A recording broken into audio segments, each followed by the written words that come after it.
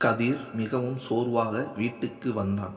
வீடு பூட்டியிருந்தது. உடனே மனைவி நிரஞ்சனாவுக்கு கால் செய்தான். நிரஞ்சனா வேலை பார்க்கும் பன்னாட்டு நிறுவனத்தின் கல்ச்சுரல் ஸ்டே, வீட்டுக்கு வர லேட்டாகும் என்றவள் அவனை ஆன்லைனில் அவனுக்கு பிடித்த உணவை ஆர்டர் செய்து சாப்பிட்டு தூங்கச் சொன்னாள். கணவனிடம் சொல்லாமல் போவது என்ன கல்ச்சுரல் ஷோவோ என அலுத்து கொண்டபடி அவனிடமிருந்த சாவியை கொண்டு கதவை திறந்து உள்ளே போனான். கதிர் குளித்துவிட்டு வந்து உணவு ஆர்டர் செய்ய மனமில்லாமல் படுத்து விட்டான். கதிர் ஷிப்பிங் எக்ஸ்போர்ட் பிசினஸில் அவன் அனுப்பிய கண்டெய்னர் ஒன்று உரிய துறைமுகம் சேராமல் காணாமல் போய்விட்டது. அதை கண்டுபிடிக்க கொண்டு சென்ற கப்பல் நிறுவனத்திடம் புகார் செய்து இருந்தான். கண்டெய்னரில் இருந்த பொருளுக்கு உரிமையாளர்கள் கதிரிடம் 20 கோடி நஷ்ட ஈடு கேட்டு வழக்கு தொடரப் போவதாக மிரட்டி கொண்டு இருந்தார்கள். இன்சூரன்ஸ் நிறுவனத்தினர் எல்லா விசாரணைகளும் முடிந்த பின் தான் பொருளின் மதிப்பில் 75% தர முடியும் என்றார்கள். கதிர் 20 நாள் டைம் கேட்டு வாங்கியிருந்தான். அதில் 10 நாட்கள் கடந்து விட்டன. அவனது கையிருப்பு, நகை, லோன் என்று அனைத்தையும் வைத்து புரட்டினாலும் 5 கோடிக்கு மேல் புரட்ட முடியாது என்பதால் என்ன செய்வது என தெரியாமல் விழி பிதுங்கி கொண்டிருந்தான். ஊரில் அப்பாவிடமும் அவ்வளவு தொகை இல்லை. சொத்துக்களை விற்க வேண்டுமென்றால் தாத்தாவின் சம்மதம் வேண்டும். கண்டிப்பாக சொத்துக்களை விற்க சம்மதிக்க மாட்டார். எப்படி இந்த கடினமான சூழ்நிலையில் இருந்து வெளியே வருவது என வழி தெரியாமல் மனம் கலங்கியபடியே இருந்தான். 11 மணிக்கு நிரஞ்சனாவை அவள் தோழிகள் வீட்டில் கொண்டு வந்து விட்டு போனார்கள். நிரஞ்சனா உள்ளே வந்தவுடன் கதிரிடம் சாப்பிட்டு விட்டீர்களா என கேட்டாள். கதிர் பதில் சொல்லாமல் படுக்கை அறைக்கு போனான். சாப்பாடு மேசை சாப்பிட்ட அடையாளமின்றி காணப்பட்டது. நிரஞ்சனா கதிரை ஏன் சாப்பிடவில்லை, நான் ஆர்டர் செய்கிறேன் என்று அலைபேசியை எடுத்தாள். கதிர் நிரஞ்சனாவை நோக்கி, காலையில் போகும்போது நான் ஊர் சுற்றிவிட்டு வருவேன், வர லேட்டாகும் என்று சொல்லி தொலைந்தால் என்ன? நான் வெளியிலேயே சாப்பிட்டு வந்திருப்பேனே, இப்போ என்ன சாப்பாடு வேண்டி கிடக்கு? தூங்குவோம் என்று குப்பரப்படுத்தான். நிரஞ்சனாவும் அழுது கொண்டே அவன் அருகில் படுத்து தூங்கிவிட்டாள். நிரஞ்சனா தூங்கிய பிறகு எழுந்து அமர்ந்த கதிர் தேவையில்லாமல் எங்கேயோ உள்ள டென்ஷனை நிரஞ்சனாவிடம் காட்டியதாக நினைத்து வருத்தப்பட்டான். நிரஞ்சனாவின் கைகளை எடுத்து தன் கன்னத்தில் வைத்தபடி தூங்கிவிட்டாள். கதிர் தூங்கிய சிறிது நேரத்தில் எழுந்த நிரஞ்சனா தன் கைகளை அவன் கன்னத்தில் வைத்திருப்பதை பார்த்து அவளும் அவனை இறுக்கி கட்டி கொண்டு தூங்க ஆரம்பித்தாள். காலை 5 மணி இருக்கும்போது கதிருக்கு ஃபோன் வந்தது. ஊரிலிருந்து அம்மா பேசினாள். தாத்தா மிகவும் சீரியஸாக இருப்பதாகவும் இன்றைக்குள் முடிந்துவிடும் என டாக்டர் சொல்லிவிட்டு போனார் என கூறி அழுதாள். தாங்கள் இருவரும் உடனே புறப்பட்டு வருவதாக கூறி போனை வைத்தான். நிரஞ்சனா என்னவென்று கேட்டபோது விவரத்தை கூறினான். நிரஞ்சனா உடனே திருச்சி செல்லும் விமானத்தில் டிக்கெட் புக் செய்தார். காலை 9 மணி ஆனதும் இருவரும் அலுவலகத்தில் பிரச்சனையை கூறி 5 நாளில் திரும்பி வருவதாக சொல்லி புறப்பட்டனர். விமானத்தில் அமர்ந்ததும் கதிருக்கு தாத்தாவை பற்றிய நினைவுகள் வரத் தொடங்கின. தாத்தா கதிரவன் 1950களில் கல்லணை ஓரமாக காவிரி பாசனத்தில் இருந்த வளமான ஊரில் பெரிய செல்வ குடும்பத்தில் பிறந்தவர். வீட்டில் எத்தனை வசதி இருந்தாலும் எளிமையான வாழ்க்கை வாழ்ந்தார். ஊரே பசுமை புரட்சியில் செயற்கை உரங்களை பயன்படுத்த ஆரம்பித்த போதும் மண்ணின் தன்மை கெடக்கூடாது என்பதில் உறுதியாய் பாரம்பரிய விவசாயத்தை மேற்கொண்டவர். தாத்தாவிற்கு அவரது அப்பா தன் தங்கை மகளான விசாலாட்சியை மனம் முடித்து வைத்தார். தாத்தாவின் எளிமையும் பாரம்பரிய விவசாயமும் விசாலாட்சி பாட்டிக்கு பிடிக்காமல் போனது. மாமா சக்திவேல் பிறந்தவுடன் விசாலாட்சி பாட்டிக்கு தன் பிள்ளையின் எதிர்காலத்தை நினைத்து பயம் வந்தது. ஊரே நவீன விவசாயத்தில் இருக்கும்போது இவர் பிழைக்க தெரியாத மனிதராக இருக்கிறாரே என்று வெளிப்படையாக பேச ஆரம்பித்தார். இது நாளடைவில் பெரிதாகி மனமுறிவு வரை வந்துவிட்டது. தாத்தாவிடம் இருந்த அனைத்து சொத்துக்களையும் மாமா சக்திவேல் பேரில் விசாலாட்சி பாட்டி எழுதி வாங்கி கொண்டார். பூர்வீக சொத்துக்கள் எல்லாவற்றையும் கொடுத்துவிட்டு தாத்தா வெறும் ஆளாக வீட்டை விட்டு வெளியே வந்து விட்டார். தனது நண்பனான ராமமூர்த்தியின் தோட்டத்தில் இருந்த சிறிய அறையில் தங்கிக் கொண்டு தனது உழைப்பை பயன்படுத்தி வாழ ஆரம்பித்தார். சிறிது நாளில் கொஞ்சம் பணம் சேர்த்து சாலையோரம் பயனற்று கிடந்த ஒரு தோப்பை குத்தகைக்கு எடுத்து அதில் தன் பணியை தொடர்ந்து செய்து வந்தார். எந்நேரமும் தோப்பில் இருந்த வாய்க்காலில் பாய்ந்து வந்த ஆற்று நீரால் தாத்தாவின் உழைப்பின் பயன் கிடைக்க ஆரம்பித்தது. கொஞ்சம் வருடங்களில் தாத்தா அந்த தோப்பை விலைக்கு வாங்கினார். அங்கேயே ஒரு அழகான ஓட்டு வீட்டை கட்டி வசிக்க ஆரம்பித்தார். அதன்பின் சிறிது சிறிதாக சுற்றி இருந்த வயல்களையும் வாங்கி தனது இயற்கை விவசாயத்தை தொடர்ந்தார். நண்பன் ராமமூர்த்தி தனது தங்கை கல்யாணியை தாத்தாவிற்கு மணமுடித்து வைத்தார். தாத்தாவுக்கும் கல்யாணி பாட்டிக்கும் பிறந்தவள்தான் தனது தாய் கற்பகம். மகளுக்கு 6 வயது இருக்கும்போது கல்யாணி பாட்டி உடல்நிலை சரியில்லாமல் காலமான பின் மகள் கற்பகத்தை வளர்க்க அவரது நேரத்தை செலவிட்டார். கற்பகம் வளர வளர தாத்தாவின் இயற்கை விவசாயத்தால் அவரது வயலும் தோப்பும் நன்றாக செழித்தன. அம்மா கற்பகம் 10 பருவத்தில் உள்ளூரில் மைனர் அரசியல்வாதியாக சுற்றி கொண்டிருந்த அப்பாவை கைப்பிடிக்க நினைத்ததால் அப்பாவை தாத்தாவிற்கு பிடிக்காமல் போனாலும் அம்மாவின் விருப்பத்திற்காக மணமுடித்து வைத்தார்.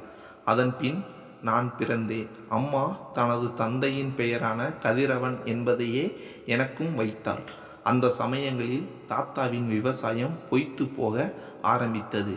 ஊர் செழித்து வளர ஆரம்பித்து வாய்க்கால்கள் ஆக்கிரமிப்புகளால் அடைப்பட்டு தண்ணீர் வரைத்து குறைந்து போய் சிறிது நாளில் முற்றிலும் நின்று போனது.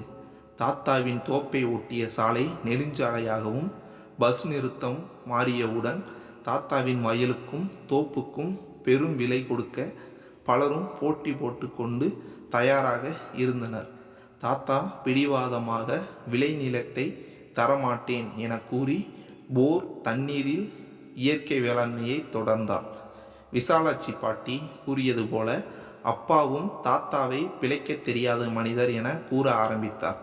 எனக்கு 5 வயது இருக்கும்போது தோப்பில் விளையாடி கொண்டிருந்த போது நல்ல பாம்பு ஒன்று வந்தது. அப்போது அங்கே வந்த அப்பா அதை அடிக்க போனபோது தாத்தா வேகமாக அந்த கம்பை தட்டிவிட்டு என்னை தூக்கி கொண்டு வீட்டுக்கு உள்ளே வந்து விட்டார். பாம்பை கொல்ல கீரிகளும் மயில்களும் உள்ளன. பாம்பை நாம் கொல்வதால் எலிகள் பெருகும், உணவு சங்கிலி உடைபடும் என்று கூறினார். அப்பா, இனி இந்த பைத்தியக்காரன் வீட்டுக்கு நானும் என் பிள்ளையும் வரமாட்டோம் என என்னை தூக்கி கொண்டு வந்து விட்டார். அம்மா மட்டும் போய் தாத்தாவிற்கு சமைத்து தருவார்கள். விசாலாட்சி பாட்டி காலம் முழுவதும் தாத்தாவிடம் முகம் கொடுத்து பேசாமலேயே போய் சேர்ந்தார். விசாலாட்சி பாட்டியின் இறுதி காரியங்களை தாத்தா முன்னின்று செய்தார். அப்போதுதான் தாத்தா யார் என சக்திவேல் மாமாவின் குடும்பத்துக்கு தெரிய வந்தது. சக்திவேல் மாமாவுக்கு 2 பிள்ளைகள். பெரியவன் நரேன், சிறியவள் நிரஞ்சனா. நிரஞ்சனாவும் நானும் ஒரே பள்ளியில் ஒரே வகுப்பில் படிக்க ஆரம்பித்தோம். சக்திவேல் மாமா அவ்வப்போது தாத்தாவிடம் வந்து பேசினாலும் எங்களது குடும்பத்தை கடைசி வரை ஏற்கவே இல்லை. தாத்தா கடைசி வரை தனது பாரம்பரிய விவசாயத்தை தொடர்ந்து செய்து வந்தார். ஆனால் காலம் அவரை வஞ்சிக்க ஆரம்பித்தது. ஊரில் நீர்மூழ்கி மோட்டார் அதிகரிக்க ஆரம்பித்தது. போர் தண்ணீரும் குறைந்து போக ஆரம்பித்தது. தாத்தா மனம் தளராமல் விக்ரமாதித்தனின் வேதாளம் போல போரின் ஆழத்தை அதிகப்படுத்தி விவசாயத்தை தொடர்ந்தார். அம்மாவும் சில நேரங்களில், அப்பா, உங்களுக்குத்தான் வயசாகிவிட்டது, கொஞ்ச நாள் ஓய்வு எடுக்கக்கூடாதா என்று கேட்க ஆரம்பித்தார். ஏர் பிடித்து விவசாயம் செய்பவன் என்றும் ஓய்வு எடுக்கக்கூடாது என சொல்லி அவருடன் பாடுபடும் வயதான தொழிலாளர்கள் மற்றும் இயற்கை விவசாயத்தை நேசிப்பவர்களும் இணைந்து நீராதாரங்களை மீட்டெடுக்க ஒரு குழுவை அமைத்து அதன் மூலம் ஆக்கிரமிக்கப்பட்ட நீர்த்தாரைகள் மீட்க போராட ஆரம்பித்தார். கல்லூரி காலத்தில் நானும் நிரஞ்சனாவும் காதலிக்க ஆரம்பித்தோம். கல்லூரி படிப்பு முடிந்து மும்பையில் எனக்கு வேலை கிடைத்தவுடன் அப்பா அம்மாவிடம் சொல்லி நிரஞ்சனாவை பெண் கேட்க போனபோது மாமாவும் அவரது மகன் நரேனும் தட்டை வீசி எறிந்து விரட்டினர்.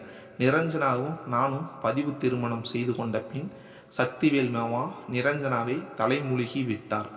தாத்தா கடந்த மாதம் கலெக்டர் ஆபீஸ் எதிர்ப்புறம் நீர்த்தாரைகள் ஆக்கிரமிப்பு எதிர்ப்பு போராட்டத்தின் போது எப்படியோ நெஞ்சில் அடி விழுந்து முடியாமல் கிடக்கிறார் என அம்மா இப்போதுதான் சொல்கிறார். திருமணத்திற்கு பிறகு இப்போதுதான் ஊருக்கு போகிறோம். மாலை 6 மணி அளவில் ஊரை அடைந்து நேரா தாத்தா வீட்டுக்கு போனபோது அம்மா மட்டும் அங்கே உட்கார்ந்து அழுது கொண்டிருந்தாள். என்னவென்று கேட்டபோது தாத்தாவை சக்திவேல் மாமாவும் நரேனும் வந்து காரில் தூக்கி கொண்டு சென்று விட்டார்கள் என கூறினாள். அம்மாவை காரில் ஏற்றி கொண்டு சக்திவேல் மாமா வீட்டுக்கு போனபோது அவரது குடும்பத்தினர் அனைவரும் சேர்ந்து எங்களை உள்ளே வர விடாமல் தடுத்தனர். அதற்குள் அப்பா ஊரில் உள்ள பெரிய மனிதர்களை கூட்டி வந்து பஞ்சாயத்தை ஆரம்பித்து வைத்தார். பஞ்சாயத்து செய்பவர்கள், ஏன்பா பெரியவர் கடைசி வர அந்த வீட்டிலேயே வாழ்ந்து முடித்த மனிதர், பெரியவரின் வீட்டிலேயே கடைசி மூச்சை விட செய்யுங்கள், அதன் பின் உங்கள் பஞ்சாயத்தை வைத்து கொள்ளுங்கள் என முடிவாக கூறினார்கள். ஊரின் இயற்கை விவசாய குழுவின் உறுப்பினர் ஒருவர் எழுந்து, பெரியவரின் சொத்துக்காகத்தான் இப்படி நடக்கிறது என்றால் அது நடக்காது.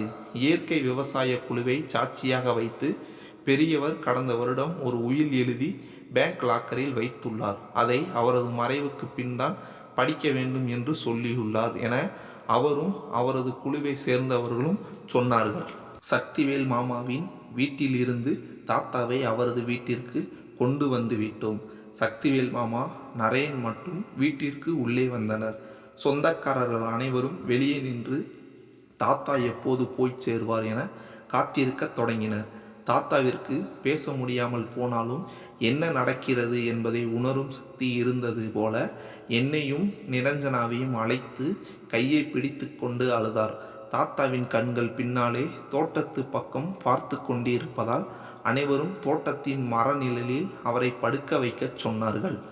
தாத்தாவை சந்திக்க அவரது போராட்ட குழுவினர் வந்து இருந்தார்கள். தாத்தாவிடம், ஐயா, நாம் ஜெயித்து விட்டோம்.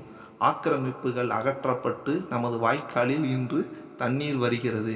அதை காண நீங்கள் வர வேண்டும் என சொன்னார்கள். அதை கேட்டவுடன் தாத்தாவின் துவண்டு போயிருந்த கால்கள் புது தெம்புடன் எழுந்து நின்றது. அவரது போராட்ட குழுவினர் இருபக்கமும் பிடித்து கொள்ள கொஞ்சம் கொஞ்சமாக வாய்க்காலை நோக்கி நடந்தார். பாதுகாப்பாய் பிடித்திருந்த இருவரின் கைகளை உதறிவிட்டு வாய்க்கால் தண்ணீரில் பாதத்தை நனைய விட்டபடி சிறிது நேரம் அப்படியே சாய்ந்து மண்ணை முத்தமிட்டபடி தன் கடைசி மூச்சை நிறுத்தினார். எப்போது போய் சேருவார் என காத்திருக்க தொடங்கிய கூட்டம் உள்ளே வந்து அஞ்சலி செலுத்த தொடங்கியது. மாநிலம் முழுவதும் இருந்து இயற்கை விவசாய அணியினர் பெருந்திரளாய் வந்தபோது தாத்தாவின் மதிப்பு அப்போதுதான் ஊருக்கும் வீட்டுக்கும் தெரிய வந்தது. சக்திவேல் மாமா தாத்தாவுக்கு கொல்லி போட்டு தனது கடமையை முடித்தார். தாத்தா இறந்து போன 3ஆம் நாள் பேங்கில் இருந்து உயிலை எடுத்து வந்து பஞ்சாயத்தர் முன்னிலையில் வக்கீல் படிக்க ஆரம்பித்தார். தனது சுய சம்பாத்தியத்தில் சேர்த்த இந்த சொத்தை தனது வாரிசுகளின் சொந்த நலனுக்கு கொடுக்க விரும்பவில்லை. மாறாக நிலத்தின் இன்றைய மதிப்பில் 2/1 பங்கை நீர்த்தாரைகள் ஆக்கிரமிப்பு எதிர்ப்பு சங்கத்திற்கு கொடுத்துவிட்டு தனது வாழ்நாள் முழுவதும் இயற்கை விவசாயத்திற்காக பாடுபடும் ஒரு வாரிசுக்கு இந்த சொத்துக்களை உரிமையாக்குவதாக கூறியிருந்தார்.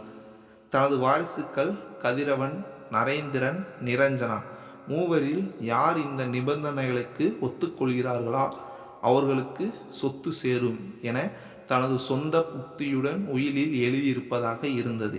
இதனை கேட்ட நரேன் சக்திவேல் மாமாவிடம், உங்கள் அப்பன் ஒரு லூசு, அவன் பிரச்சனைக்கு போக வேண்டான் என முன்பே கூறினேன். நீங்கள் தான் கேட்காமல் அழைத்து வைத்து வந்து அசிங்கப்படுத்தி விட்டீர்கள் என கோபப்பட்டு வெளியேறினான்.